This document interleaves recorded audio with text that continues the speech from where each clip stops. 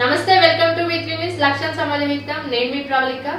మనం గత కొన్ని రోజులు చూసుకుంటే కల్వకుర్తిలో ట్రస్ట్ల పేరుతో సేవా కార్యక్రమాలు జోరుగా సాగుతున్నాయి. అందులో కొందరు రాజకీయ నాయకులు, మరికొందరు సామాజికవేత్తలు. ఆకోవకు చెందిన వారే సుంకిరెడ్డి రాఘవేందర్ రెడ్డి ఐక్యత ఫౌండేషన్ తో కల్వకుర్తిలో కదం తొక్కుతున్నారు.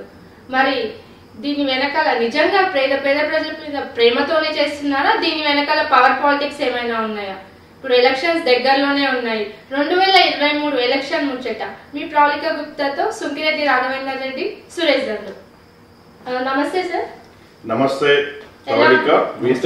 నమస్తే సురేష్ గారు. సో ముందుగా V3 న్యూస్ ఛానల్ ప్రేక్షకులందరికీ కూడా నా నూతన సంవత్సర శుభాకాంక్షలు మరియు నిన్న మొన్న అయిపోయిన సంక్రాంతి పండుగ శుభాకాంక్షలు కూడా. నమస్తే. మీకు కూడా మా V3 ఛానల్ తరఫున సంక్రాంతి శుభాకాంక్షలు సార్. Thank you. మీరు US నుంచి వచ్చారు, మరి సంచులు బాగా నింపుకొని వచ్చినట్టున్నారు, బాగా ఖర్చు పెడుతున్నారు, పంచుతున్నారు, ఏమనుకోవచ్చు? అంటే బాగా పంచుతున్నారు, ఖర్చు పెడుతున్నారు, రెండు డిఫరెంట్ ఉంటుంది. ఖర్చు పెడుతున్నారు ఒక వర్డ్ వస్తుంది, పంచుతున్నారు అనేది డిఫరెంట్ మీనింగ్ ఉంటుంది. సో మీరు ఫస్ట్ తీసుకోండి. ఖర్చు పెడుతున్నారు, ఖర్చు దేనికి పెడుతున్నారు? ముందు మీరు చూసినట్టయితే ఫౌండేషన్ మీద, మా ఫౌండేషన్ వచ్చేసి ఐక్యత ఫౌండేషన్. సో దాని మీద మేము ముఖ్య ఉద్దేశాలు విద్య, వైద్యం, ఉపాధి అనే కాన్సెప్ట్తో మేము వచ్చినాం.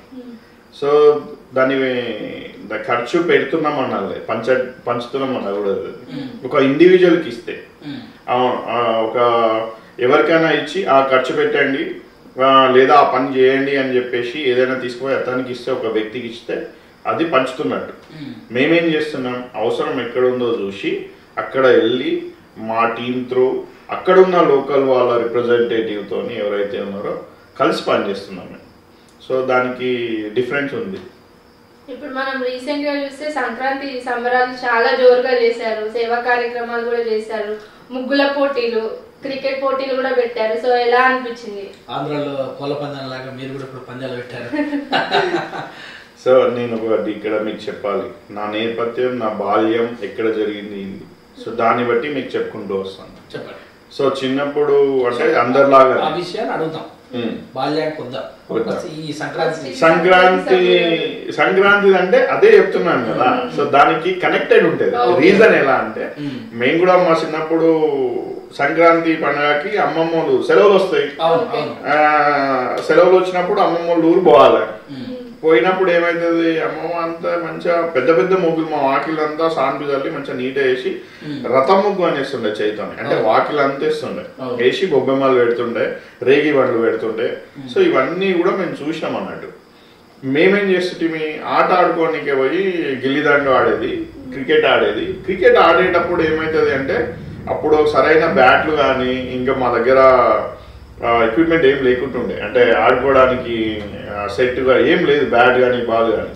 సో అక్కడ ఏదైతే బ్యాట్ అంటే మేము యూజ్ చేసేది ఏంటి అంటే, అప్పుడు ఏదైతే ఆందం పలకలు అంటారు, అంటే ఆందం పలకలు పెట్టి బ్యాట్ దాకా ఆడేదాన్ని. సో ఆ మోడ్ని పట్టుకొని మేమేం చేసినామంటే, పండుగ అంటే ఒక యువత ఇప్పుడున్న కాస్మోపాలిటిన్ టైంలో అంతా ఫోన్లు కానీ ఇంకోటి కానీ బిజీ అయిపోయింది, ఆడుతారు. సో మేమేం చేసాం మా ఫౌండేషన్ నుంచి అంటే, ఒక ఇట్లా కాకుండా ఊర్లో ఉన్న యువత, పండుగకి అందరు వస్తారు, ఊర్లో ఉన్న వాళ్ళు, హైదరాబాద్ కానీ పట్టణాల నుంచి వచ్చిన యువత కూడా కలిసి అందరితో ఇంటరాక్షన్ ఉండి ఒక నెట్వర్క్, అంటే కలిసి ఉన్నది ఇక్కడ ఏదో ఒక సమూహము, ఏదో ఒకటి ఈవెంట్ అయితే. సో దానికి స్పోర్ట్స్ అనేది యూత్కి, ముగ్గుల పోటీలు అనేది యూత్లకు.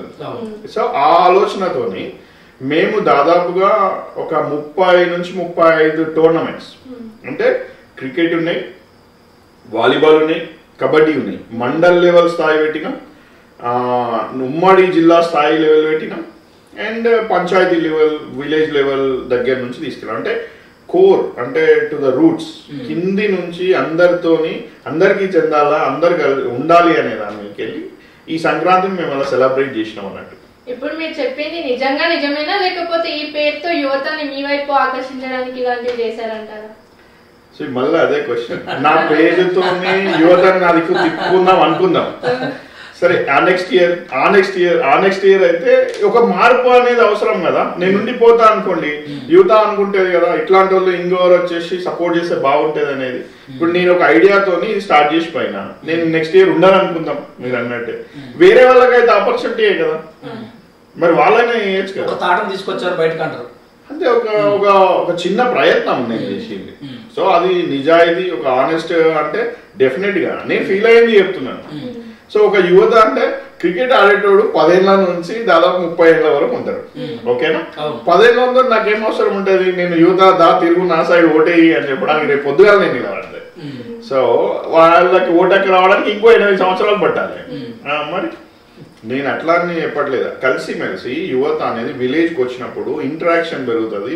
ఆ గ్యాప్స్ ఏమైతే ఉన్నాయో విలేజ్ లో స్నేహపూరిత వాతావరణం ఉంటుంది. ఇప్పుడు 4 టీంలు కలిసి ఆడినామనుకో మీకు ఇంటరాక్షన్ పెరుగుతుంది. సో ఇదొకటే కాదు. దాని తర్వాత ఏమైతుంది అంటే ఒక ఇంటరాక్షన్, ఒక నెట్వర్క్ బిల్డ్ అవుతుంది. నెట్వర్క్ బిల్డ్ అయినప్పుడు ఆ బాండ్ అనేది తెలియకుండానే బిల్డ్ అవుతుంది. మన క్రికెట్ ఆడినాం ఎట్లా, ఓ యా నువ్వా ఎట్లా ఏముంది ఇట్లా ఇలాంటిది అన్నట్టు. సో దానివల్ల ఏమవుతుంది అల్టిమేట్ గా అంటే ఒక విలేజ్ లో ఏదైనా ఇష్యూ వచ్చినా ఒకటి, రేపు పొద్దుగాల ఇంకోటి ఇది కూడా మంచిగా ఆడేటోళ్ళు టోర్నమెంట్స్ క్రికెట్ అండర్-18 అండర్-17 రంజీలు ఆడొచ్చిన ప్లేయర్స్ ఆడేది. అట్లాంటి వాళ్ళకు వచ్చిననుకో ఎక్సెల్ అయితే ఒక చేయూత లాంటిది ఇది. ఎవరైనా ఐడెంటిఫై చేసి వాళ్ళకు సపోర్ట్ చేస్తే రేపు పొద్దుగాల వాళ్ళకు ఒక అవకాశం వస్తుంది కదా. అది కూడా ఒక ఇంటెన్షన్ అన్నట్టు. వెల్లన మండలం శంకర్కొండ తండాకి మీరు సీసీ రోడ్ల కోసం 5 లక్షలు ఖర్చు పెట్టి సీసీ రోడ్లు వేయించారు. మరి దీన్ని ఎలా చూడొచ్చు? గవర్నమెంట్ ఈ పనులు చేయట్లేదు అంటారా? Good question Pravallika. I'm not criticizing, blaming anyone. ప్రభుత్వాలు మళ్ళా నేను చెప్పినట్టు డెవలప్మెంట్ అనేది ఏంది, మన పూర్వీకులు చేసిరు, వెనుకటికి కాకతీయులు చేసిరు, తర్వాత మహమ్మదీలు చేసిరు, తర్వాత నిజాం ప్రభువులు చేసిరు, ఇప్పుడున్న గవర్నమెంట్ చేసినాయి.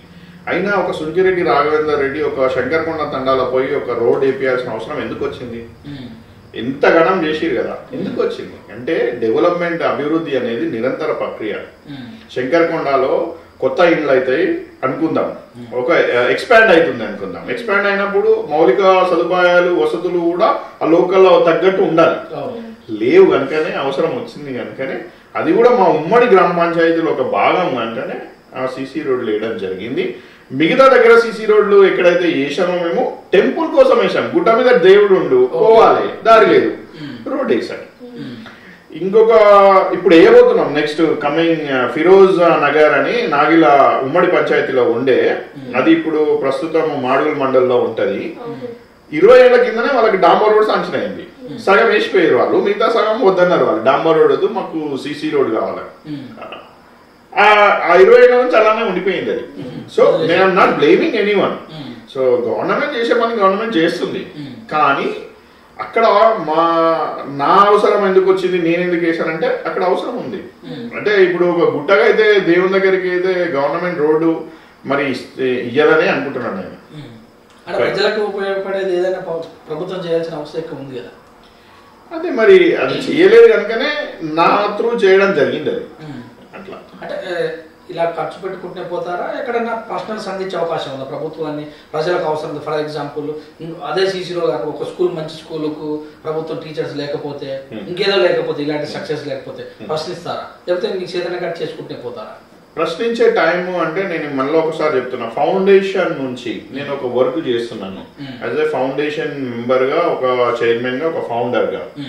సో డెఫినెట్ గా ప్రశ్నించే టైం నేను వస్తే ఎప్పుడు వస్తుంది అంటే యాక్టివ్ పాలిటిక్స్ లోకి నేను దిగి ఒక పార్టీని నేను ఏదైనా పార్టీ అంటే కాంగ్రెస్ పార్టీ అయినది, కాంగ్రెస్ పార్టీతోనే నేను డెఫినెట్ గా యాక్టివ్ ఉండడానికి వెళ్తున్నాను. నేను త్వరలోనే వెళ్ళినప్పుడు ఆబ్వియస్ గా నేను అవతల ఉన్న ఇప్పుడు ప్రస్తుతం ఉన్న గవర్నమెంట్ ని కానీ ప్రభుత్వాన్ని కానీ ప్రశ్నించాలి కదా ఏం చేసిరు అనేది. ఎందుకు మరి మీరు ఐక్యత ఫౌండేషన్ పెట్టుకొని ముందుకు వెళ్తారు, కాంగ్రెస్ జెండా పట్టుకోను, లేకపోతే కాంగ్రెస్ పేరుతోటి అటు డెవలప్మెంట్ చేయలేకపోతున్నా అంటే ఒక పెద్ద పోస్టులు లేదనే అనుకోవచ్చా ఈ విషయంలో, లేకపోతే పోస్ట్ పెద్ద లేకపోవడం వల్ల ఇవన్నీ చేయడం వీలు కాదని సొంతంగా పెట్టుకొని పోతున్నారు అనుకోవచ్చా?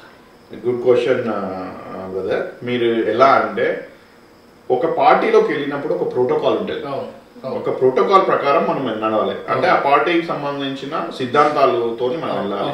హైరార్కీలో ఒకరు ప్రెసిడెంట్ ఉంటారు. అంటే మనం వెళ్ళదాము అనుకున్నప్పుడు పార్టీ కండవ వేసుకొని నేను చౌదరిపల్లి వెల్లండ మండల్లో మా ఊళ్ళో చేసుకోగలుగుతాను. నేను పక్క ఊళ్ళో పోయినప్పుడు కూడా పక్కన ఉన్న ఆ ఊరి ప్రెసిడెంట్ కానీ అక్కడ ఉన్న లోకల్ వాళ్ళతో సంప్రదించాలి. రేపు పొద్దున నేను కాంగ్రెస్ పార్టీతో వెళ్ళి నేను రోడ్ వేస్తున్నాను అనుకోండి, వేరే వాళ్ళు ఏమైతుంది అంటే వేరే పార్టీలో కానీ వేరే దగ్గర ఉన్న వాళ్ళు కానీ ఇది అవసరమా, ఇది ఇప్పుడు ఎందుకు, నువ్వు ఈ పార్టీ నుంచి వచ్చి ఎందుకు వేస్తాం, అధికార పార్టీ అయినా మేము కూడా ఇస్తాం, నువ్వు వేయద్దు అనే ఛాన్సెస్ ఉంటాయి. అవి ఉంటాయా ప్రతి దగ్గర అని నేను అన్నా, వస్తాయి ఇట్లాంటిది. కాబట్టి మనం ఏంది ఫౌండేషన్ ద్వారా అయితే కాంగ్రెస్ పార్టీ కాదు, టిఆర్ఎస్ పార్టీ కాదు, బీజేపీ పార్టీ కాదు, ఊరి డెవలప్మెంట్ రండి అందరం కలిసి పనిచేద్దాం. సో కలిసి పనిచేస్తున్నాం అన్నట్టు. ఎలా ఉంది సహకారం, ఎలా ఉంది? ప్రతి చిన్న పని చేయాలన్నా వార్డ్ మెంబర్తో స్టార్ట్ చేస్తే అవసరం ఉంటే గిట్టని వాళ్ళు ఎలాగో మీరు కాంగ్రెస్ పార్టీ అంటారు కనుక కాలు భూకాలు అడ్డు పెట్టే అవకాశాలు ఏమైనా తగ్గాయి ఇప్పటి వరకు మీకు? ఇప్పటి వరకు అయితే డెవలప్మెంట్ తోనే వెళ్తున్నాం మనం. అండ్ నేను ఎవరితోనే కూడా ఒక ఇష్యూ బేస్డ్ మీద డిస్కస్ చేయడానికి రెడీ ఉన్నా. అనవసరంగా వాళ్ళు ఏదైనా డిస్టర్బెన్స్ చేసిరనుకో నేను ఒకటే చెప్తా, ఒకవేళ ఊరి వాళ్ళు విలేజ్ వాళ్ళు అందరు వచ్చిరనుకోండి, ఏదైనా ఇష్యూ ఉంటే మీరు విలేజ్ తెలుసుకొని రమ్మంటారు. నా దగ్గరికి వచ్చే లోపు ఒక ల్యాండ్ లో టెంపుల్ కడుతున్నాం, అది పట్టాభూమా, గ్రామ పంచాయతీ అసైన్ చేసిందా, మీకు ఇచ్చిందా, మీకు ఏమైనా నెంబర్ ఉందా, ఇవన్నీ కనుక్కోని తర్వాతనే నేను హెల్ప్ చేయడానికి. ఒకవేళ ఆల్రెడీ ఎగ్జిస్టింగ్ టెంపుల్ ఉంది అనుకో, నాకు ఆ ఇష్యూ లేదు కదా, నేను రెనోవేషన్ కి ఏదో ఇస్తాను, వాళ్ళు కట్టుకోవడానికి డెవలప్మెంట్ కి వాడతారు.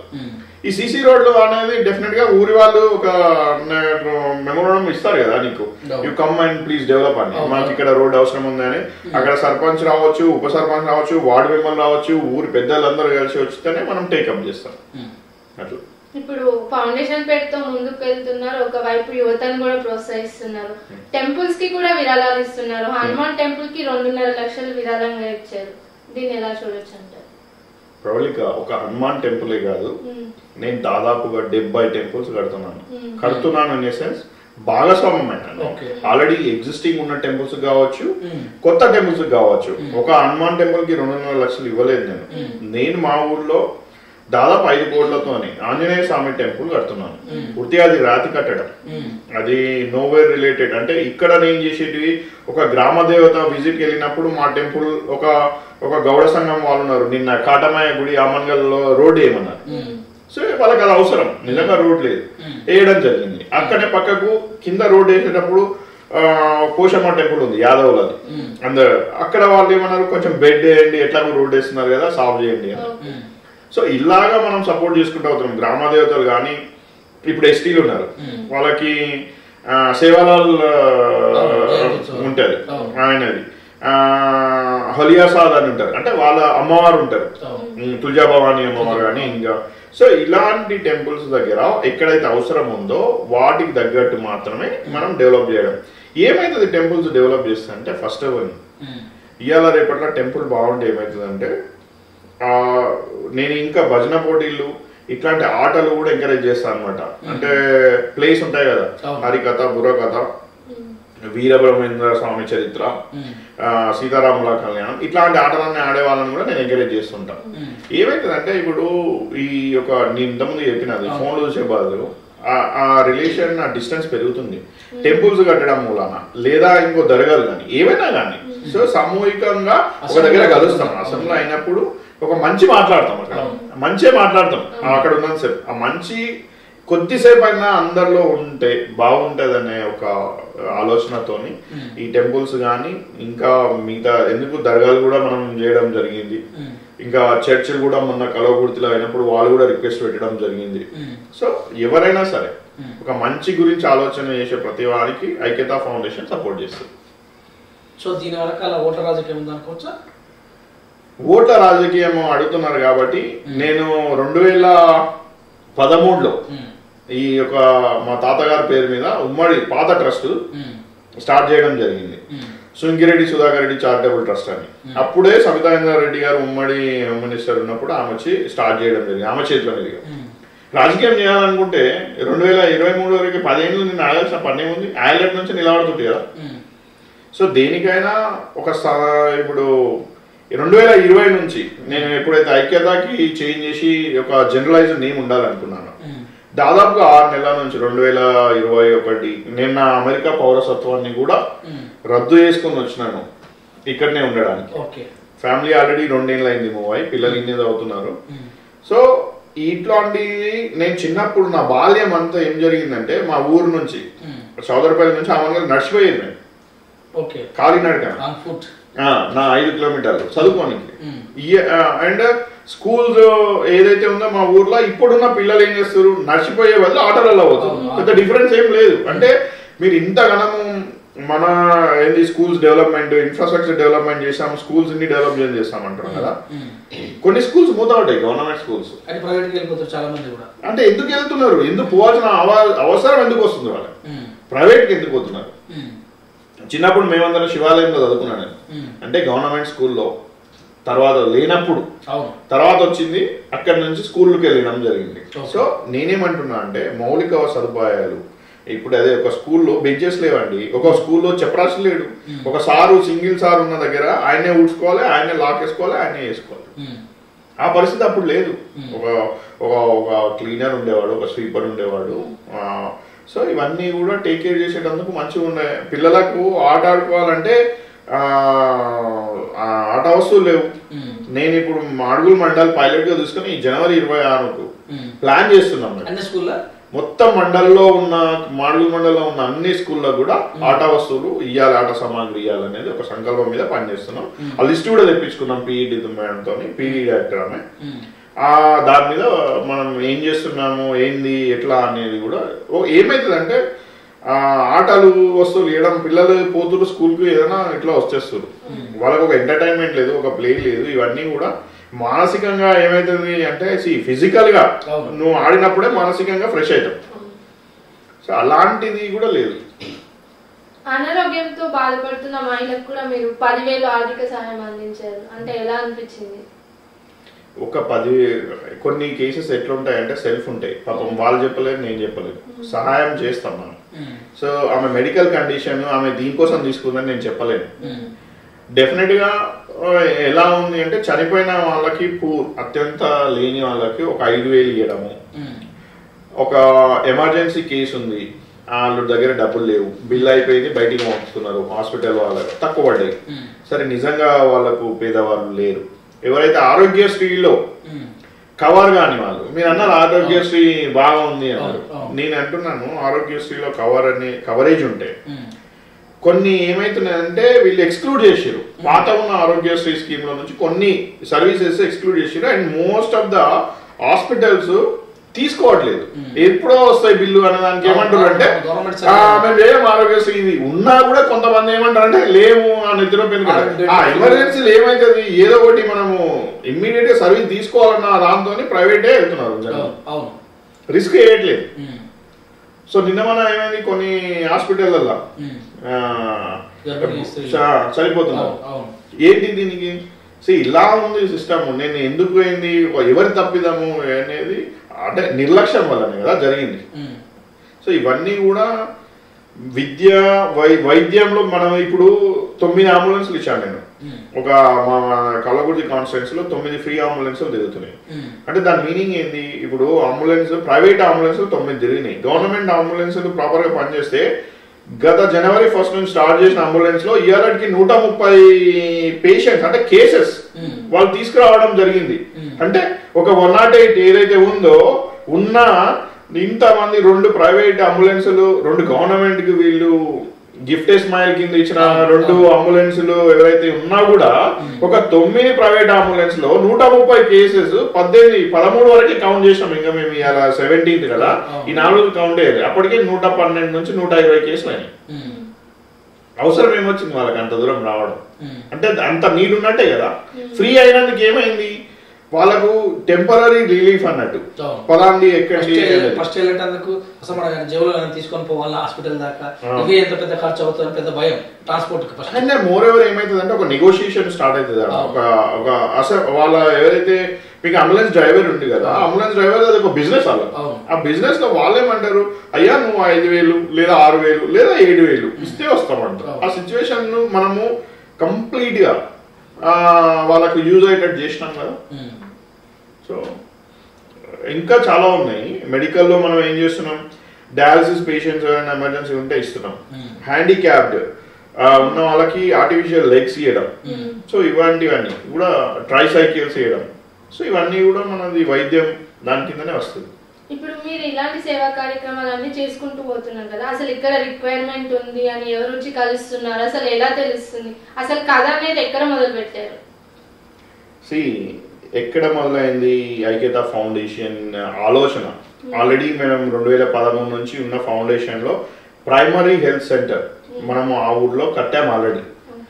2013, 14, 15 సంవత్సరంలో ప్రైమరీ హెల్త్ సెంటర్ కట్టాము. అప్పటి minister, roads and transport minister మన మహేందర్ రెడ్డి గారు వచ్చేసి ఇనాగ్రేట్ చేసి.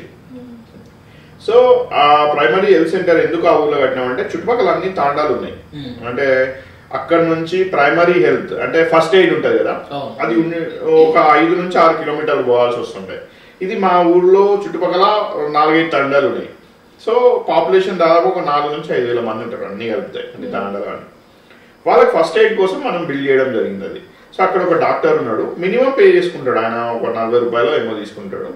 తీసుకొని ఒక 50 రూపాయలు ఫస్ట్ ఎయిడ్ చేస్తాడు, ఏమైనా ఎమర్జెన్సీ ఉంటే పంపిస్తాడు అన్నట్టు. సో దానికోసం అని మనము అప్పుడే స్టార్ట్ చేసినాం, 2015లోనే ప్రైమరీ హెల్త్ సెంటర్ అనేది కట్టినాం. సో దాని తర్వాత కరోనా వచ్చింది. కరోనాలో కూడా మేము ఒక 490 Covishield doses, American Telangana association ఉంటుంది, తెలంగాణ అమెరికన్ తెలుగు అసోసియేషన్ అని టాటా, అందులో మా బావగారు ఉన్నప్పుడు ఆయన ఆధ్వర్యంలో ఆ డోసెస్ గవర్నమెంట్ ఆఫ్ తెలంగాణతో అసోసియేట్ అయ్యి అప్పటి హెల్త్ మినిస్టర్ ఈటెల రాజేంద్ర గారి సహకారంతో మా ఊరికి వచ్చినాయి. 10 ఊర్లు సెలెక్ట్ అయితే అది మా ఊరు ఫస్ట్ది. సో అలా ఏమైంది అంటే ఈ ఫౌండేషన్ ద్వారా 4 మేజర్ హెల్త్ క్యాంపులు పెట్టినాం. ఒక 70 యూనిట్స్ బ్లడ్ ఏదైతే ఉందో కలెక్ట్ చేసినాం. ఒక 40-50 మందికి విజన్ రిలేటెడ్ వాళ్ళకి చేసినాం. ఒక 400 మందికి జనరల్ మెడిసిన్, జనరిక్ మెడిసిన్ ఉంటుంది కదా, అది కూడా ఇచ్చినాం. సో ఇలాంటివన్నీ అప్పటి నుంచే స్టార్ట్ అయ్యింది, కొత్త పెట్టింది కాదు ఇది. కాకపోతే నేను లేను అంతే, అంటే ఇక్కడ ఫిజికల్ గా నేను లేను, అవన్నీ న్యూస్ లో వస్తున్నాయి, అవన్నీ కూడా ఉన్నాయి. అప్పటికి వాటర్ ప్లాంట్ పెట్టి ఒక 7 స్కూళ్ళకి ఫ్రీగా వాటర్ పోసేది నేను స్టూడెంట్స్ కి. ట్రాన్స్పోర్ట్ వెహికల్ పెట్టి మరి. ఇంత చేస్తున్నారు కదా, అసలు సుంకిరెడ్డి రాఘవేందర్ రెడ్డి అంటే ఎవరు? ఒక్క మాటలో ఏం చెప్తారు? సుంకిరెడ్డి రాఘవేందర్ రెడ్డి అంటే ఒక సామాన్య మధ్యతరగతి కుటుంబం నుంచి వచ్చిన ఒక యువకుడు ప్రస్తుతం. సో మీకు తెలిసింది సామాన్య మధ్యతరగతి, దిగువ మధ్యతరగతి కూడా చెప్పాను నేను. పేరుకు మేము దేశముఖులమే అయినా కష్టపడి, అత్యంత కష్టపడి, ఏదైతే నెల మాకు వచ్చే పాల బిల్లుతోని, అంటే మీకు పాలు వస్తే బిల్లు వస్తుంది, ఆ పాల బిల్లుతోనే వస్తే నేను మా సిస్టర్ కష్టపడి చదువుకున్న టైం నుంచి వచ్చినా కాబట్టి దాని యొక్క అవసరం ఏముంది అనేది నాకు ఐడియా ఉంది. అమెరికా నుంచి వచ్చాడు, సంచులు తెచ్చాడు అని కాదు, నేను వెళ్ళడమే చదరపల్లి నుంచి వెళ్ళినాను అమెరికా జీరోతో. సో కొత్తగా నేను వచ్చేసి ఇక్కడ ఉన్న పరిస్థితులు ఏవైతే ఉన్నాయో ఇవాళకి కూడా కొన్ని అలానే ఉన్నాయి కాబట్టి ఈ యొక్క అవసరం అనేది ఏర్పడ్డది. చేయాల్సిన అవసరం ఎందుకు వస్తుంది అంటే ఇంకా అలానే ఉన్నాయి. ఇంకా నా నెక్స్ట్ టార్గెట్ ఏంది, విద్య. అత్యంత నాకు ఇష్టమైనది ఏంది అంటే నేను ఎంచుకున్నది విద్య. ఒక 6 మండలాలు ఉన్నాయి, 7వ మండలంలోకి కొన్ని విలేజెస్ పోయినాయి. నేను 6 మండలాలలో ఒక 2 క్లస్టర్స్ గా డివైడ్ చేసి నర్సరీ నుంచి 12th గ్రేడ్ వరకు 2 స్కూల్స్ వస్తున్నాయి. నెక్స్ట్ 5 years టైంలో అది స్టార్ట్ చేయబోతున్నాను. ఫ్రీ ఎడ్యుకేషన్ అంటే మైత్రి అనే అమ్మాయి మాదారం అనే విలేజ్ ఆవిడ, నేను రీసెంట్ గా నిరుద్యోగ వాణి ఐక్యత భరోసా అనే కార్యక్రమం చేయడం జరిగింది.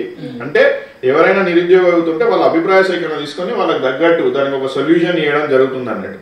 అప్పుడు ఆమె ఎప్పుడే క్వశ్చన్ అడిగింది, సార్ ఇంత కష్టపడుతున్నాము మేము, మీకు వచ్చేసి కాలేజీలు లేవు, ఏం లేవు, ఎందుకు సార్ మీరు ఒక ఫ్రీ ఎడ్యుకేషన్ మా అందరికి పెట్టారు అన్న ఆలోచనతోని మొన్ననే ఒక టీం అందరం మేము ఏర్పడి ఒక 12 స్కూల్స్ నెక్స్ట్ 5 years లో ఒక్కొక్క మండల్కి 2 స్కూల్స్ లోపున మేము డిజైన్ చేస్తున్నాం. నర్సరీ నుంచి 12th గ్రేడ్ వరకు విత్ ఆల్ అంటే facilities I would say. And moreover ఏంది అంటే మేము ఇంకా డెవలప్ చేస్తున్నాం అది. సో తొందరలోనే అతి తొందరలోనే దానికి ఒక ఫైనల్ ఇది వస్తుంది. అండ్ ఆ స్కూళ్ళలో వాడే ఫుడ్ కూడా మేము ఏం చేస్తున్నామంటే ఏమంటారు locally produced and locally consumed. అంటే ఎవరైతే రైతులు అక్కడే వ్యాపారులు అంటే ఈ రైతులు ఉంటారో వాళ్ళకు కూడా సపోర్ట్ అయ్యేటట్టు మేము ప్లాన్ చేస్తున్నాం. సో ఫార్మర్స్ కి కూడా. సో ప్రభుత్వం గురుకులాలు తీసుకొచ్చింది కదా, ఇవి పని చేయట్లేదు అక్కడ? ఎవరున్నారు గురుకులాలలో చెప్పండి? ఎవరికి అంటే గురుకులం దాంట్లో మీకు కొంచెము అంటే క్యాస్ట్ బేస్డ్ ఇవన్నీ. మరి వాట్ అబౌట్ అదర్స్? అంతే అంటే నేను జస్ట్ ఆస్కింగ్. సి అదే క్వశ్చన్ మైత్రి అనే అమ్మాయి నన్ను అడిగింది. గవర్నమెంట్ ఉంటే మరి ఆమె చూడాలి కదా. ఇప్పుడు కల్వకుర్తి నియోజకవర్గం వెళ్తే ఎక్కడ చూసినా మీ పోస్టర్లు వాల్ రైటింగ్స్ ఎక్కువ కనిపిస్తున్నాయి. మరి నెక్స్ట్ టికెట్ రేస్ లో ఈయన కూడా ఉన్నారనే టాక్ నడుస్తుంది, మీరేమంటారు దీనికి? నేను మళ్ళా మొదటి నుంచి చెప్తున్నట్టు టికెట్ రేస్ లో ఉండడానికో ఇంకో దానికో కాదు. ఫౌండేషన్ వర్క్ అనేది నా పర్సనల్ ఇంట్రెస్ట్ తో నేను చేస్తున్న పని. పాలిటిక్స్ అనేది నేను ఎందుకు అంటే ఒక సంస్థ, ఐక్యత ఫౌండేషన్ అనే ఒక సంస్థతో ఏం చేస్తున్నా, నేను ఇంకా స్కూల్లో ఇంట్లో ఒక 10 బెంచీలు ఇవ్వగలుగుతున్నా. అదే civil work additional class room కావాలంటే నేను ఇవ్వలేకపోతున్నా, రెస్ట్ రూమ్ కావాలంటే అది ఇవ్వలేకపోతున్నా. ఇప్పుడు నేను 2 మోడల్ స్కూల్ కట్టాల్సిన అవసరం ఏముంది ఒక సంస్థ ద్వారా? సో నాకు కూడా ఏమైతుంది, ఒక వ్యవస్థలో ఉన్నట్టు అయితే దాని అవసరం గుర్తించి ఆ సపోర్ట్ కోసం మనకు వెళ్ళాలి కదా. సో నాకు ఒక పెద్ద ప్లాట్ఫామ్ కావాలి. సో దట్ ఏమైతుంది అంటే నేను అనుకునే విజన్ కి ఆ వ్యవస్థ తోడైతే ఇంకా బాగుంటది అనే ఉద్దేశంతో నేను ఆలోచన చేస్తున్నాను. మరి మీ బలం ఏంటి ఇక్కడ నుంచి ఒకవేళ టికెట్ వస్తే పోటీ చేయాలనుకుంటే? మళ్ళీ బలము అనేది క్యాడర్ని బాగా డెవలప్ చేసుకున్నారా? ఇప్పుడు నేను అదే చెప్తున్నాను. నేను వచ్చేసి 6 నెలలు అయింది. గత 6 months నుంచి నేను కాన్స్టిట్యున్సీలో ఐక్యత ఫౌండేషన్ మీద తిరగడం జరుగుతుంది. కానీ దీనికన్నా ముందే 2018లో ఎలక్షన్ అప్పుడు ఉన్న కాంగ్రెస్ అభ్యర్థి గారైన వంశీచందర్ రెడ్డి గారికి మా ఉమ్మడి గ్రామ పంచాయతీ వరకు నేను ఎలక్షనీరింగ్ చేయడం జరిగింది, సపోర్ట్ చేయడం జరిగింది. దానికన్నా ముందు 2014లో నేను లేను. కానీ మా నాన్నగారు ఎవరైతే ఉన్నారో మేము అందరం కాంగ్రెస్ కి సపోర్టర్స్ కాబట్టి అప్పుడు కూడా అభ్యర్థి వంశీచంద్ర రెడ్డి గారే ఆయన మాట త్రూ ఏముంది ఒక 10 ఓట్లు మనవానికి ఏపీయాలి అనే దాంట్లో ఆయన కూడా తిరగడం జరిగింది. సో క్యాడర్ బిల్డింగ్ అంటే ఆల్రెడీ ఒక పార్టీకి సంస్థాగతంగా వాళ్ళకు క్యాడర్ ఉంది ఆల్రెడీ. అంటే కాంగ్రెస్ పార్టీకి అనేది ఆల్రెడీ ఉంది. సరే నేను ఒకవేళ టికెట్ రేస్ లో ఉన్నానా లేదా అనేది, టికెట్ వస్తుందా రాదా అనేది నీకు నేషనల్ పార్టీ యొక్క ప్రాసెస్ డిఫరెంట్ ఉంటుంది.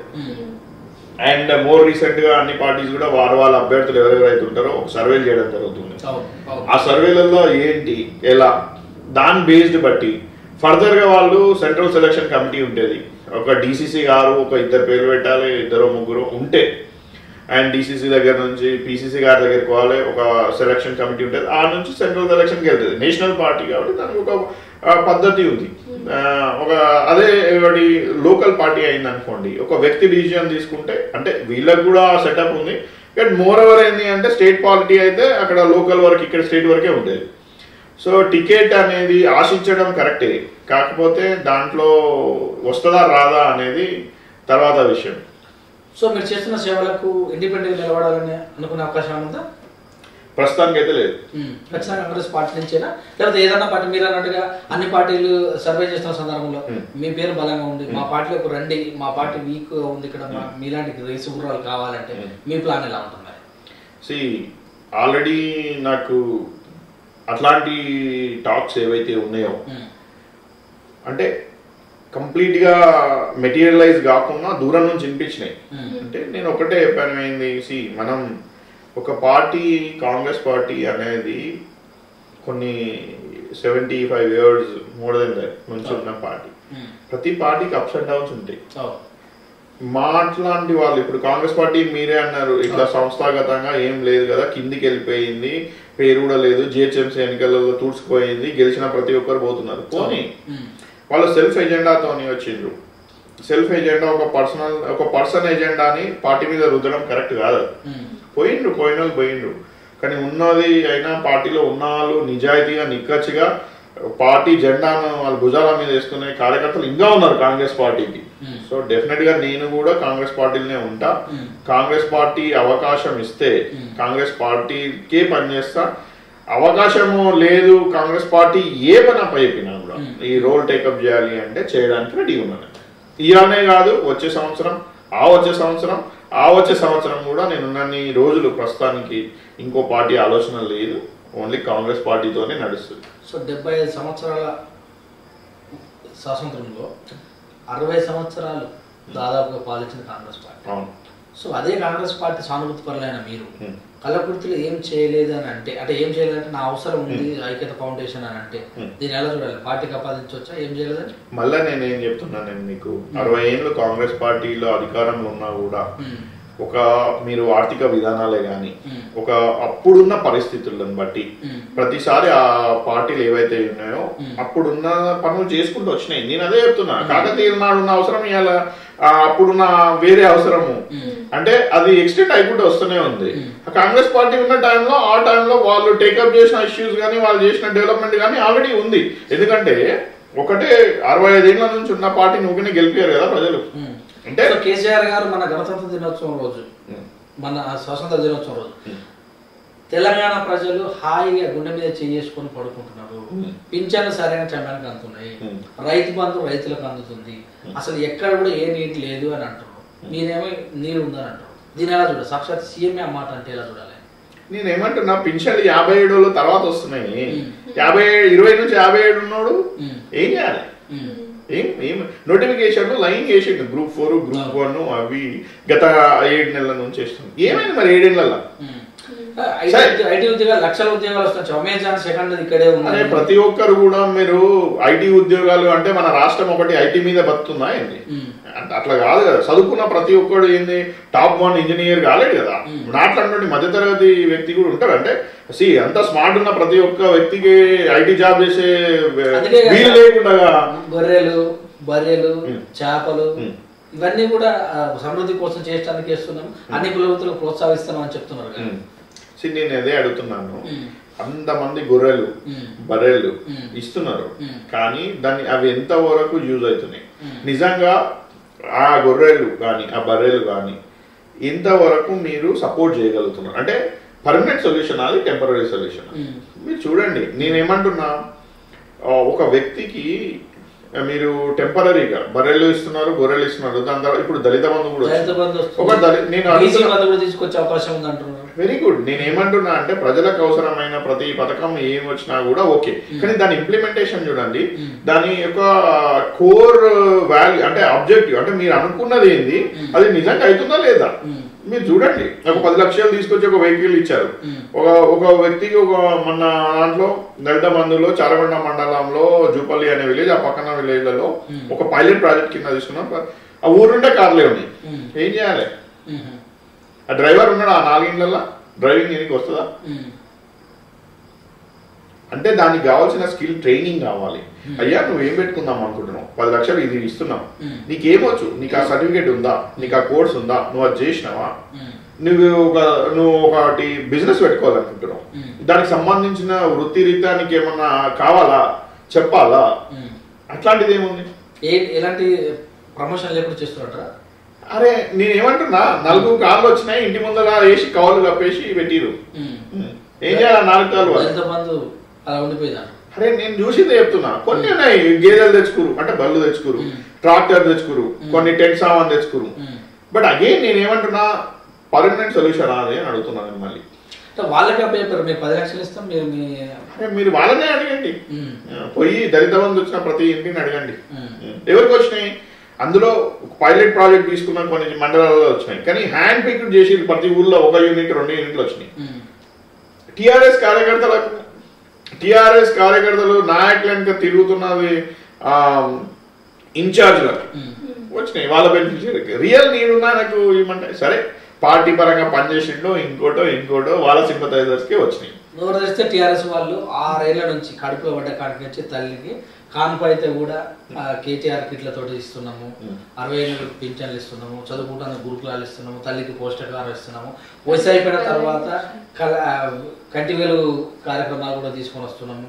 అంటే అసలు పెళ్లిళ్ళు చేసుకుంటే ఇస్తున్నాము. ఇవన్నీ కూడా ఎంత అంటే వైద్యానికి కూడా ఒకవేళ ప్రైవేట్ లో తీసుకోలేకపోతే ప్రైవేట్ లో వైద్యం అయిపోయిన తర్వాత సీఎం రిలీఫ్ ఫండ్ లాంటివి ఇస్తున్నాం. తెలంగాణలో పక్క రాష్ట్రం వాళ్ళు కూడా డెలివరీ కోసం తెలంగాణకు వచ్చి చూపెట్టుకున్న సందర్భాలు ఇక్కడ ఉన్నాయి. బస్తీ దవాఖానాలు పెడుతున్నాం. తెలంగాణలో ఎలాంటి చిన్న అంటే దాంట్లో కూడా లేదని కూడా నోరు తెస్తే టీఆర్ఎస్ వాళ్ళ నాయకులు 24 గంటలు కరెంట్ ఇస్తున్నాము, అద్భుతము అని అంటున్నారు. దీని ఎలా చూడండి మరి? మళ్ళీ నేను అదే క్వశ్చన్ అడుగుతున్నాను. నేను ఒక ప్రైవేట్ వ్యవస్థ ఒక ఫౌండేషన్ 9 అంబులెన్స్లు పెడితే 132 కేసెస్ వచ్చినాయి నా దాంట్లో. ఎందుకు వచ్చినాయి? ఇవన్నీ వేసినారు కదా, మీరు అంబులెన్స్లు ఇస్తున్నాం, మేము ఎన్ని ఇచ్చినాం అన్నారు కదా. నేను పెట్టిన 9 అంబులెన్స్లలో 130 కేసెస్ వచ్చిండ్రు. ఎందుకు వచ్చిర్రు అంటే అవసరం ఉందా లేదా? నేడు ఉందంట కంపల్సరీ, ఉంటేనే కదా వచ్చిర్రు మరి. సో ఇండ్లు కూడా ఒక వ్యక్తి మీ యొక్క కలవరం నియోజకవర్గంలోనే ఇండ్లు కట్టించి ఇండ్లోకి ఇనాగ్రేషన్ కూడా చేస్తున్నారు. సో అంటే ఫౌండేషన్ ఖచ్చితంగా కళాకృతులు గట్టిగా పనిచేస్తుంది అనుకోవచ్చా? డెఫినెట్ గా ఇప్పుడు మీరు అన్న బ్రదర్ ఎవరైతే ఉన్నారో వారు నాకన్నా ముందు నుంచి పనిచేస్తున్నారు. ఏ ఇండ్లు కట్టియడం లేదు, అవసరం ఉన్న వాళ్ళకి చూడడం. బికాజ్ ఎందుకు కట్టిస్తున్నారు ఆయన ఇల్లు? డబుల్ బెడ్రూమ్ ఇల్లు కట్టిస్తుంది అన్నది గవర్నమెంట్. కలవకుర్తికి ఒకటన్నా డబుల్ బెడ్రూమ్ ఇల్లు వచ్చిందా అండి? అడగండి మీరు. కలవకుర్తి కాన్స్టిట్యూన్సీ వస్తే ఎవరైతే ఆ బ్రదర్ ఎవరైతే ఫౌండేషన్ నుంచి ఇల్లు కట్టించాల్సిన అవసరం ఏమొచ్చింది? అప్పుడెప్పుడో ఇందిరామ ఇల్లు టీడీపీ గవర్నమెంట్ ఉన్న చంద్రబాబు నాయుడు గారు ఉన్న ఇల్లు తప్ప కొత్త ఇల్లు ఏడొచ్చినాయండి? రాలేదు కదా. చెప్పడం వరకే ఉంది. దళితకు 3 ఎకరాల భూమి అన్నాడు, ఏడిచ్చిందండి? నిరుద్యోగ వృత్తి 3 ఏళ్ళు అన్నాడు, ఏడిచ్చిరండి? ఏదో చెప్పడము. మేనిఫెస్టోలో చాలా పెట్టినాం మేము, కొన్ని ఇంప్లిమెంట్ చేసినాం, కొన్ని ఇంప్లిమెంట్ చేయలేదు. కానీ ఇవన్నీ ఇంప్లిమెంట్ చేయలేదు అనే కదా మేము ప్రశ్నిస్తున్నాం. సో రాబోయే రోజులలో అంటే ఇంకా 10 నెలలు ఉంది ఎలక్షన్ ఫీడ్ వరకు పనిచేస్తారా? మీ ఎమ్మటి నడిచే వాళ్ళకు ఖచ్చితంగా ప్రభుత్వం నుంచి ప్రతిపక్షాల నుంచి కూడా ప్రెజర్ పడే అవకాశం ఉంటుంది. మరి వాళ్ళని రక్షించుకునేటందుకు వాళ్ళకు ధైర్యం ఇచ్చడానికి మీ ప్రణాళికలు ఏమైనా ఉన్నాయా? అగైన్ ఒక మంచి చేసేటోనికి రక్షించుకోవాలంటే అది మనం బంగారు తెలంగాణలో లేనట్టే కదా. అదే నేనేమంటున్నా, ఒక మంచి పని చేస్తున్నాము కాబట్టి నీడ్ అవసరం ఉన్న వాళ్ళకి చేస్తున్నాం కాబట్టి నాయనకున్న టీం కూడా ఎవరిదైనా పోయి ఒక డిస్ట్రక్టివ్ అంటే ఏదో చేద్దాము అనే దాంట్లో కాకుండా కన్స్ట్రక్టివ్ వేలో మేము ఆలోచన చేస్తున్నాం. అలాంటి వాళ్ళకి కూడా అంటే ప్రత్యర్థులు వచ్చేసి అవమానాలు కానీ భయం కానీ ఇంకోటి కానీ ఉంటాయా అంటే మన టీం ప్రిపేర్ అయింది అన్నిటికీ. నేనేమన్నా మళ్ళీ చెప్తున్నా, నేనేమన్నా అమెరికాలో ఉండలేదు, పుట్టింది మా సోదరి పెళ్ళినే. సో ప్రతిదీ కూడా మాకు అంటే అవగాహన ఉంది ఏంది ఎట్లా అనేది. మేము అంత దూరం ఒక వ్యక్తికి అవతల ప్రత్యర్థితో మేము అంటే ఆ వరకు పోదానే మేము అనుకుంటున్నాం. ఇక వాళ్ళు వస్తే ఎట్లా అనేది దాన్ని బట్టి అప్పుడున్న సందర్భాన్ని పరిస్థితులను బట్టి మేము ఎలా ఎదుర్కోవాలనే దానికి కూడా సన్నద్ధంగా ఉన్నాం. సో ఎమ్మెల్యే కావాలంటే ఉన్నటువంటి సర్పంచులు కావచ్చు, ఉన్నటువంటి వార్డు మెంబర్స్ కావచ్చు, వీళ్ళందరూ సపోర్ట్ కావాలి. మీరు అక్కడికి వెళ్ళి చేస్తున్నప్పుడు ఆ విషయం పైన ఎమ్మెల్యే దృష్టికి తీసుకెళ్తున్నారా? మీరు ఇక్కడ సీసీ రోడ్ వేస్తున్నాం సార్, మీరు రండి ఇనాగ్రేషన్ కావచ్చు, లేకపోతే పూజా కార్యక్రమాలు కావచ్చు, కలుపుకునే అవకాశం ఉందా? మీకు ఎమ్మెల్సీ ఉన్నాడు, ఎమ్మెల్యే ఉన్నాడు, జడ్పీ చైర్మన్లు ఉన్నారు, వైస్ చైర్మన్లు ఉన్నారు, వివిధ రకాల కోఆప్షన్ మెంబర్స్ ఉన్నారు, వీళ్ళందరూ ఎలా ఉన్నారు? డెఫినెట్ నేను మళ్ళా అదే చెప్తున్నాను. నేను ఒక గుడికి పని ఇచ్చాను, గుడికి ఎమ్మెల్యే అవసరం లేదు.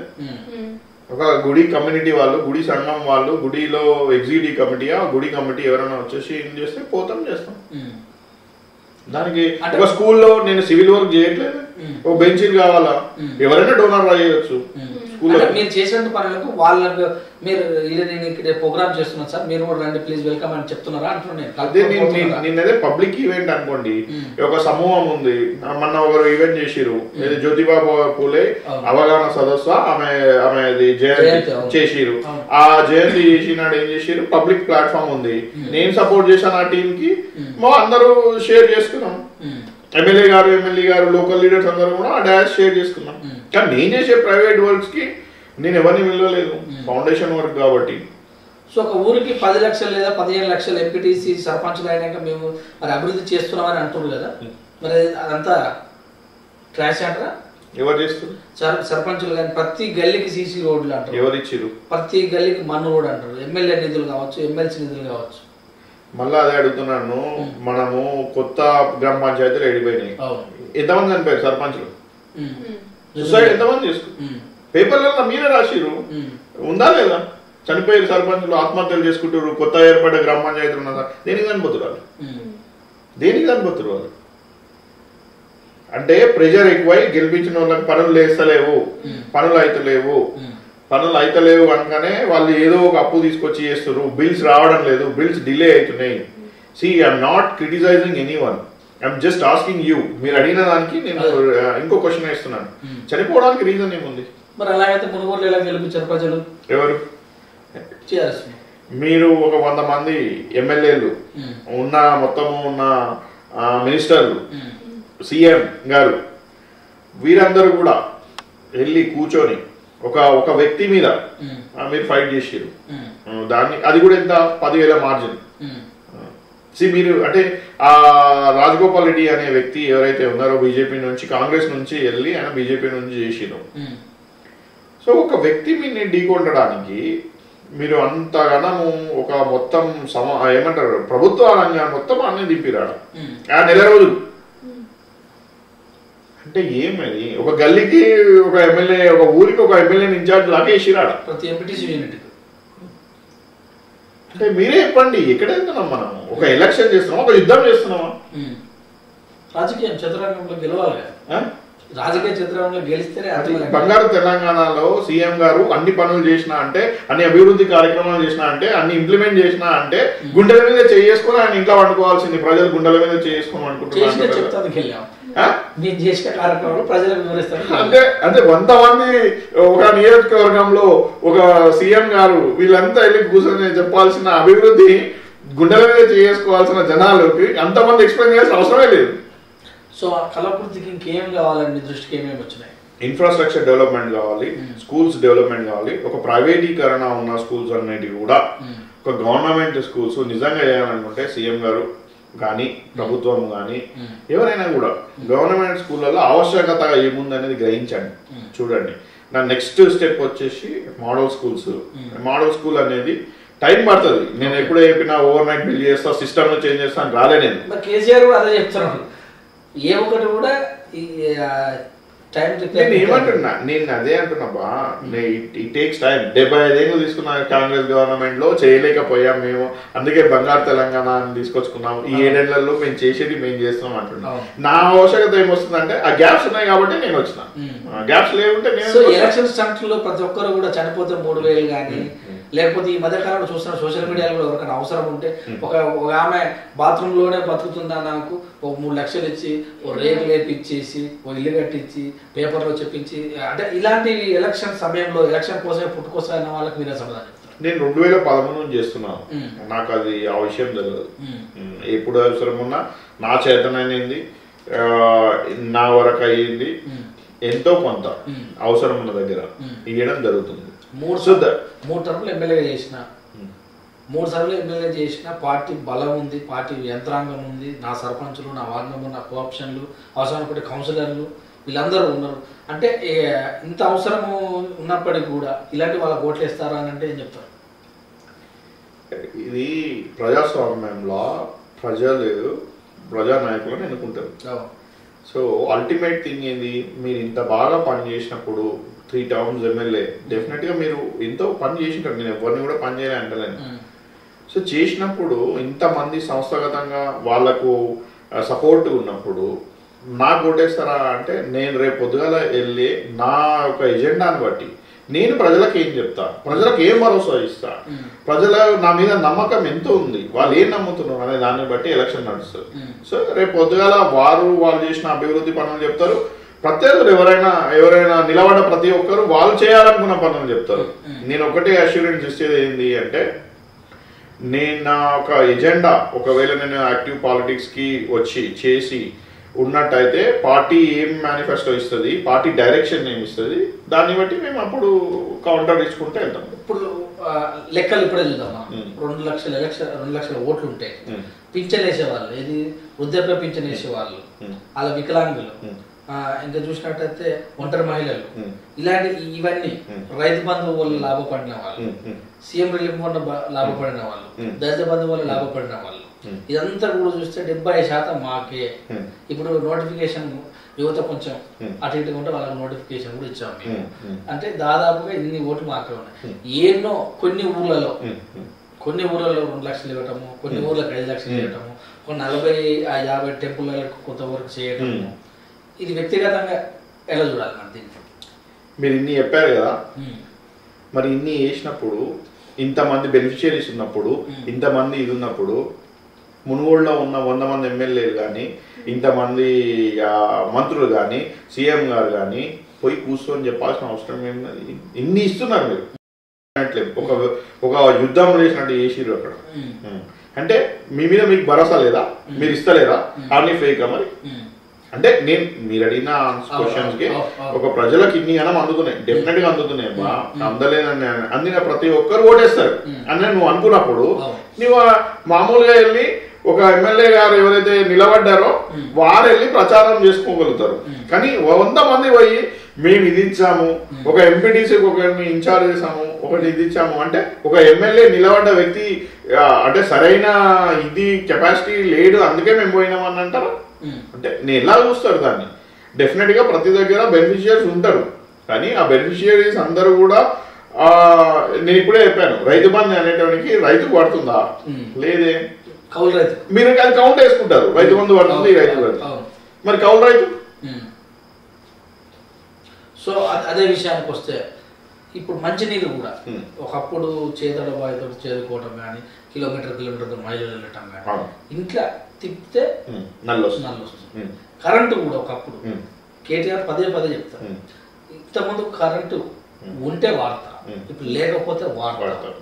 దీని ఎలా అంటే నేను మీకు అదే చెప్తున్నాను, డెఫినెట్ గా మంచి చేస్తే మంచి అనాలి. వాటర్ వస్తున్నాయంటే వస్తున్నాయి, మనిషిని బగిరేతలా. కానీ స్టిల్ మేము ఏం చేస్తున్నాము, శుద్ధ నీటి కోసము ఆరో ప్లాంట్స్ ఇస్తున్నాం.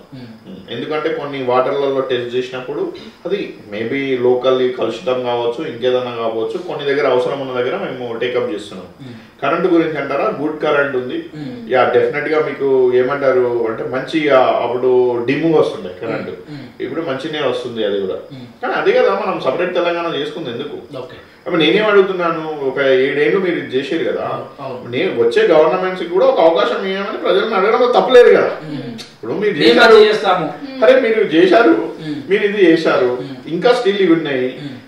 తెలంగాణ తెచ్చాము అన్నారు, తెలంగాణ ఇచ్చిన గవర్నమెంట్ కి ఒక అవకాశం ఇవ్వంటారు.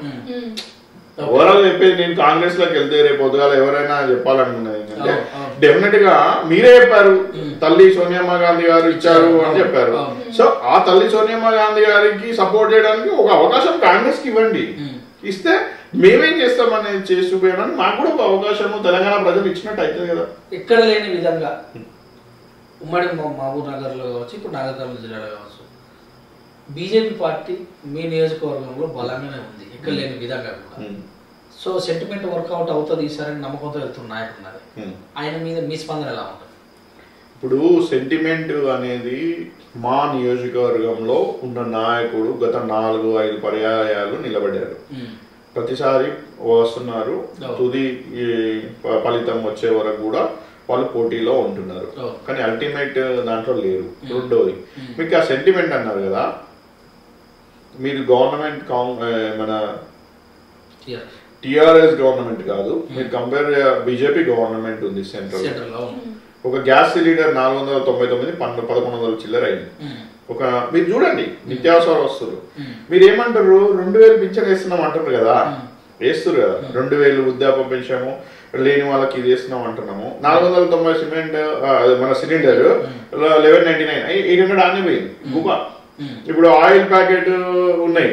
సో ఓవరాల్ గా నిత్యావసర సరుకుల ధరలు మీరు చూసుకున్నట్టయితే మీరు ఇచ్చిన 2000కి ఇంకో 2000 వేసి కొనుక్కోవాల్సిన పరిస్థితి వచ్చింది.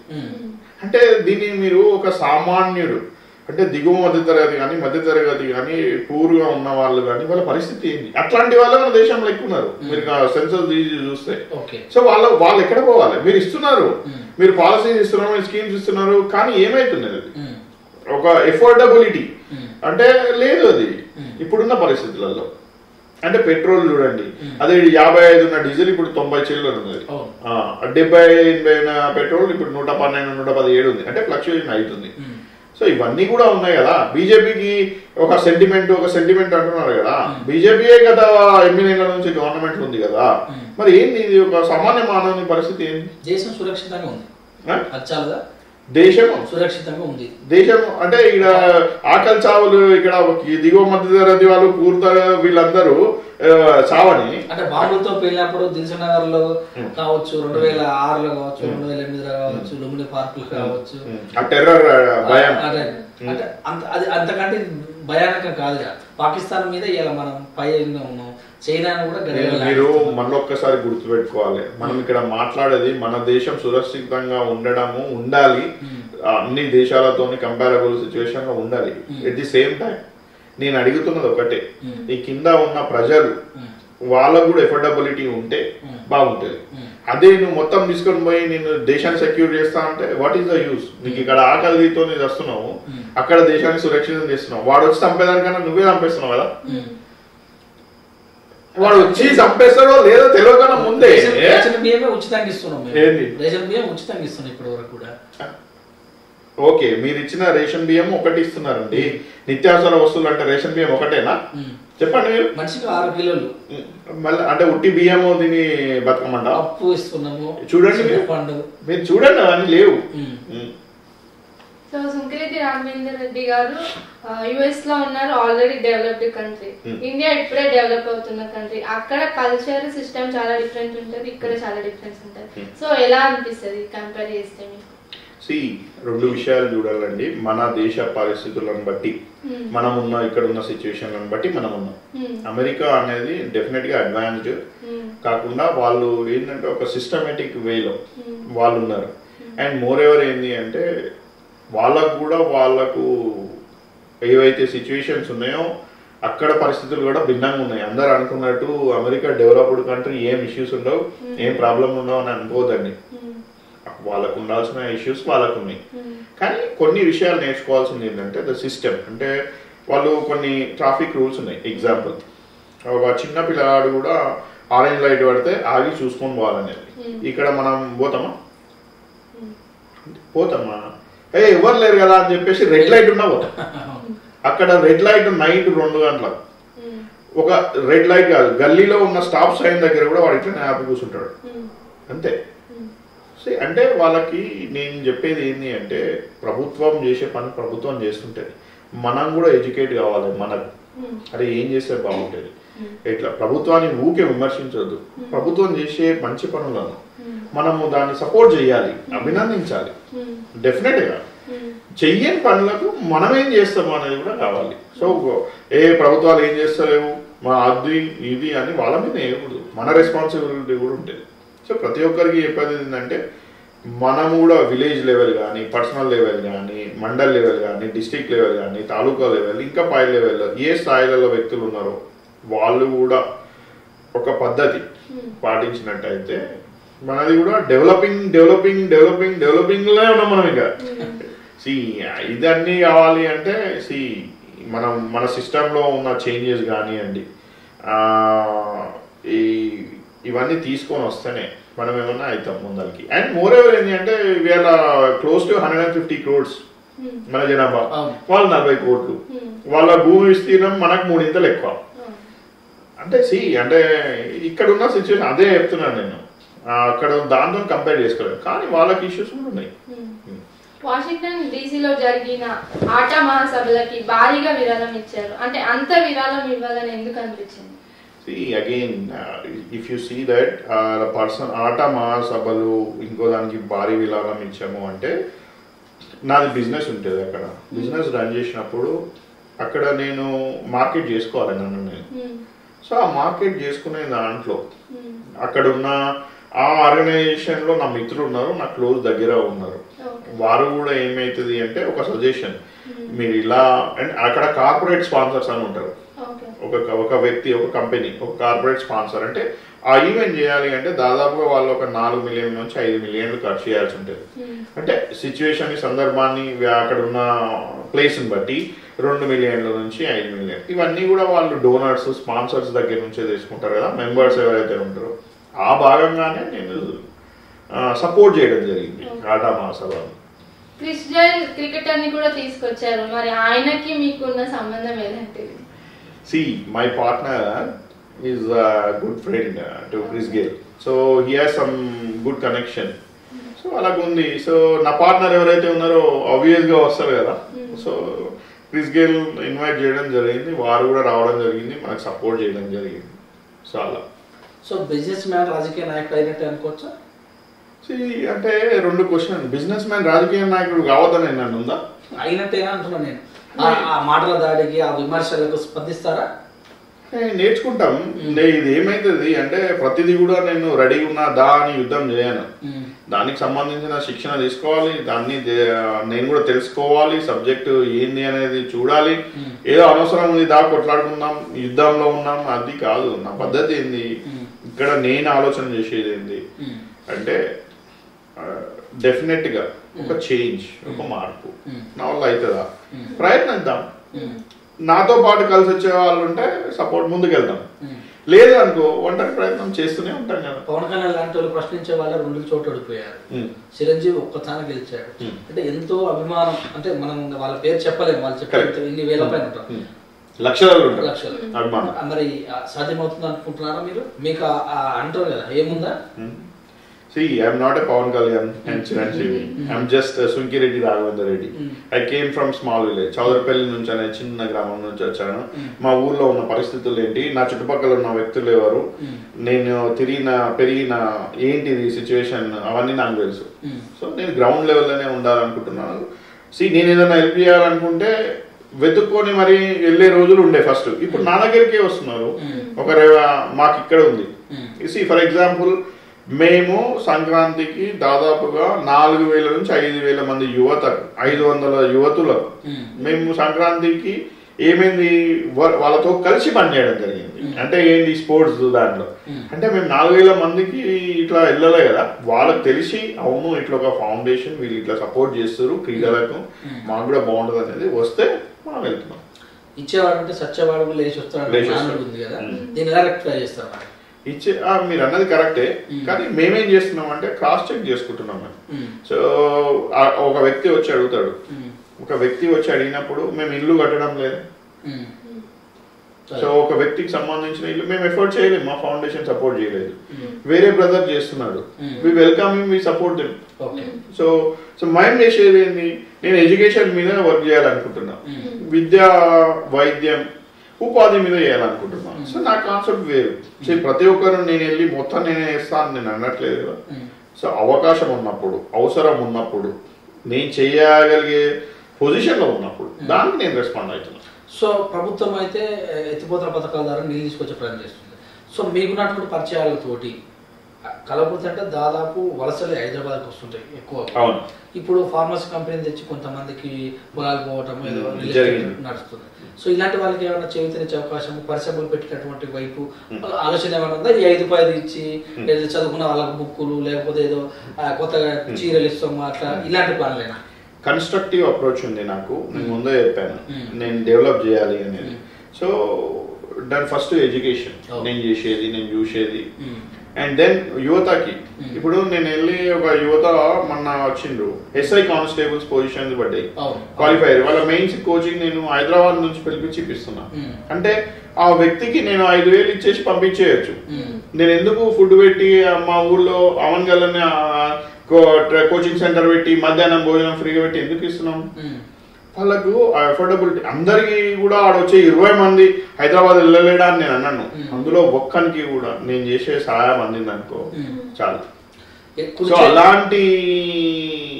అలాంటి కాన్సెప్ట్ తోని ఒక డెవలప్మెంట్ అంటే ఏంది, ఇప్పుడు నేను ఏమంటున్నా, మొత్తం 6 మండలాలకు కలిపి నేను స్పోర్ట్స్ మెటీరియల్ ఇవ్వడానికి రెడీ అవుతున్నా. So first template pilot project గా మోడల్ మండలం తీసుకొని వర్క్ చేస్తున్నాను. కుడి చేతితో ఇచ్చింది ఎడమ చేతితో మర్చిపోవాలంటారు, దీని గురించి ఏం మాట్లాడుతారు? కుడి చేతితోని ఇచ్చింది ఎడమ చేతితోని మర్చిపోవాలి, అదైతే కరెక్టే. కాకపోతే ఏమైతుంది అంటే కొన్నిసార్లు, ఇప్పుడు నేనున్నా సుంకిరెడ్డి రాఘవేంద్ర రెడ్డి 18 సంవత్సరాలు అమెరికాలో ఉండి ఇక్కడ వచ్చేసి అమెరికా పౌరసత్వం వదులుకొని వచ్చి చేస్తున్న ఒకటి సహాయం. సో ఈ సహాయము ఫౌండేషన్ ద్వారా నేను చేసేది ఎవరో ఒక్కరన్నా ఇన్స్పైర్ అవుతారు, ఇన్స్పైర్ కావాలి కూడా. అయితే వాళ్ళు కూడా వాళ్ళకి తగినంత తోచినంత వాళ్ళు కూడా చేయడానికి ఒక అవకాశం ఉంటుంది. నేను అనేది డంకా బజాయించి నేను చేశానని చెప్పట్లేదు. నేను చేసిన వర్క్ ను వాళ్ళు చూసి వస్తే వెల్కమ్ అని చెప్తున్నాను. ఇప్పటికే యువత కావచ్చు, ఎవరో ఒకరు ఏదో పార్టీ కార్మికులు ఉన్నారు ఎక్కువ కూడా. సో మీ వెంట వచ్చే వాళ్ళు ధైర్య సాహసాలతో సైన్యంలాగా ఏర్పరచుకున్నారు మరి ఇప్పటికే? I'm very simple. ఎక్కడ మేము ఏదైనా యుద్ధము కొట్లాడదాం అనేది లేదండి. అభివృద్ధిని చేయాలా, అభివృద్ధి కార్యక్రమాలు అవసరం ఉన్న దగ్గర, మా అవసరం ఉన్న దగ్గర మేము చేస్తున్నామండి. నేను ఇంకా ఒక యాక్టివ్గా ఏ పార్టీలోకి పొలిటికల్ లీడర్గా ఇంకా వెళ్ళలేదు. వెళ్ళినప్పుడు ఆల్రెడీ ఆ పార్టీకి సంబంధించిన కార్యవర్గం ఉంటుంది, ఆ స్ట్రక్చర్ ఉంటుంది, వాళ్ళే ఉంటారు.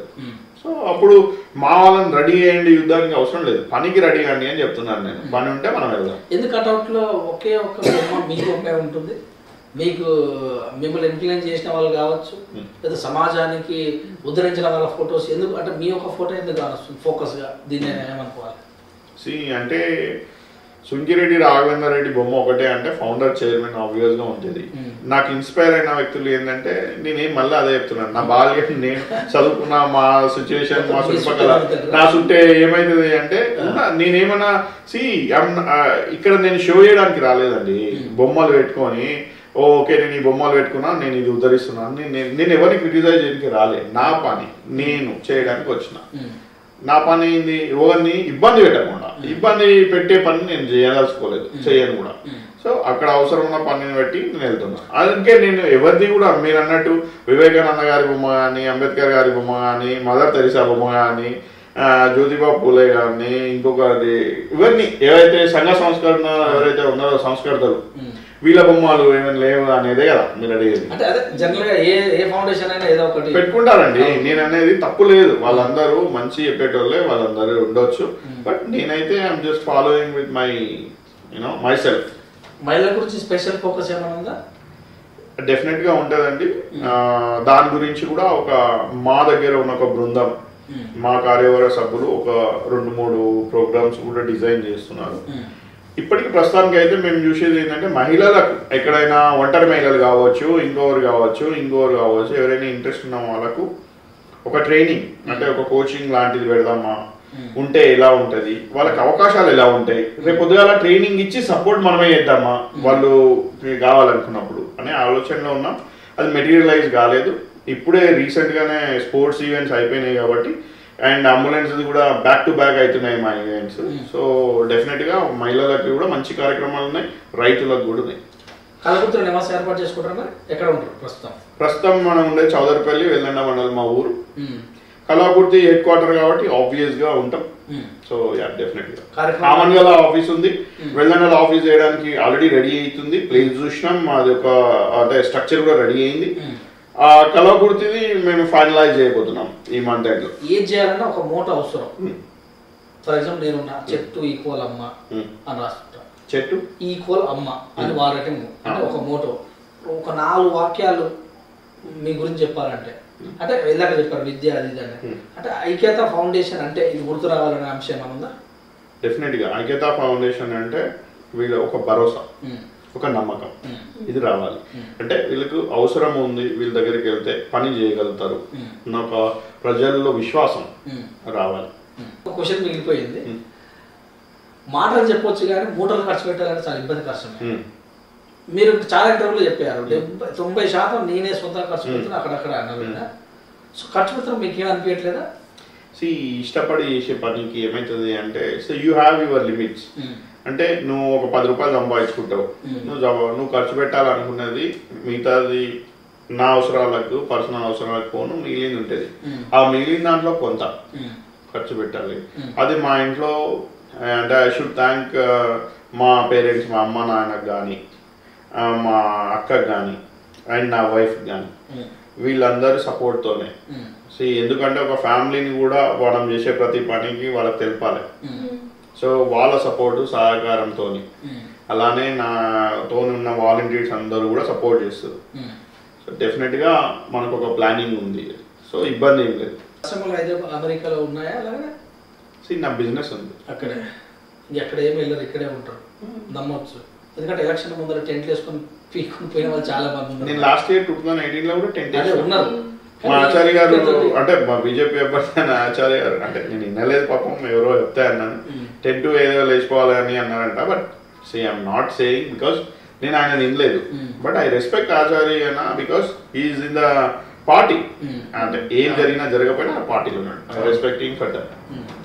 Okay, thank you sir, thank you very much. Thank so you. చూశారుగా సుంకిరెడ్డి రాఘవేంద్ర రెడ్డి ఐక్యత ఫౌండేషన్ తోటి చేతనైతే కాదు చేతకు మించే చేస్తున్నారు. మరి చాలా మంది అంటారు చేతిలో వెనుకలేదని. నిజమే అనిపిస్తుంది తను చెప్తుంటే. తను చెప్పడం కాదు, చూసినటువంటి అంశాలు కూడా ఒక టెంపుల్స్ కావచ్చు, సొంతంగా 5 కోట్లు పెట్టి ఒక టెంపుల్ కట్టేయటం కావచ్చు, మరి సొంత ఊళ్ళో చాలా వరకు పక్కన ఉన్నటువంటి సీసీ రోడ్లు వేయడం కావచ్చు.